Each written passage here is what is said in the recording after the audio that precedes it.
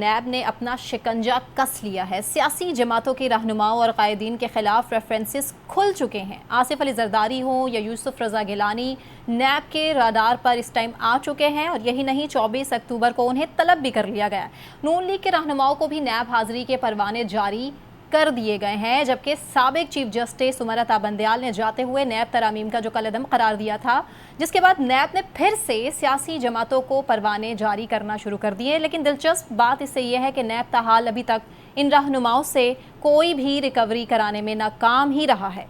Peoples party کا ہر دوسرا جو رہنما ہے وہ نیب زدہ ہے، نون لیگ پوری کی پوری نیب زدہ ہے، پی ٹی آئی بھی نیب زدہ ہے۔ سوال اس سے جڑا ہمارا یہی ہے کہ کیا نیب کے ذریعے سیاستدانوں کو راہ راست پر رکھا جا سکے گا؟ سہیل صاحب۔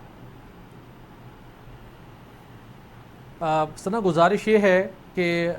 وہ نیب جو گزشتہ 23 سالوں میں شکنجہ کرپشن کے گرد، سیاستدانوں کے گرد، اور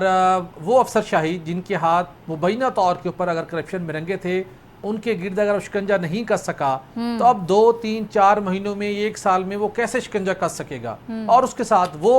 میگا کرپشن کے سکینڈل جن کی تمام تر ایویڈنس کلیکٹ کرنے کے بعد ریفرنسز فائل ہوئے، پھر وہ کلوز ہو گئے،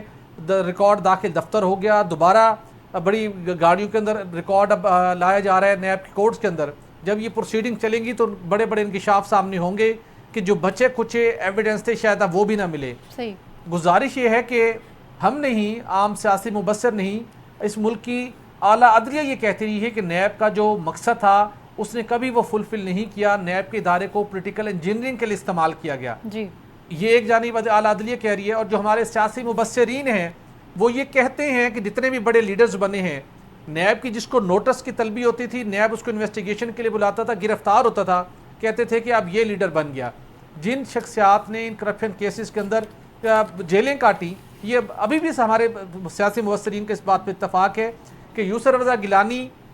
جب کرپشن کیسز کے اوپر جیل میں تھے، اس وقت لوگ کہتے تھے کہ آپ فکر نہ کیجیے، یہ مستقبل کا وزیر اعظم ہے، اور وہ وزیر اعظم بنے۔ آصف علی زرداری صاحب جب جیل میں تھے، کہا جاتا تھا کہ آپ فکر نہ کریے، یہ ملک کے دوبارہ آپ کو سربراہ بنتے ہوئے دکھائی دیں گے، وہ صدر مملکت بنے۔ تو ماضی کے اندر تو ہم نے نیب کے کیسز کے نتیجے میں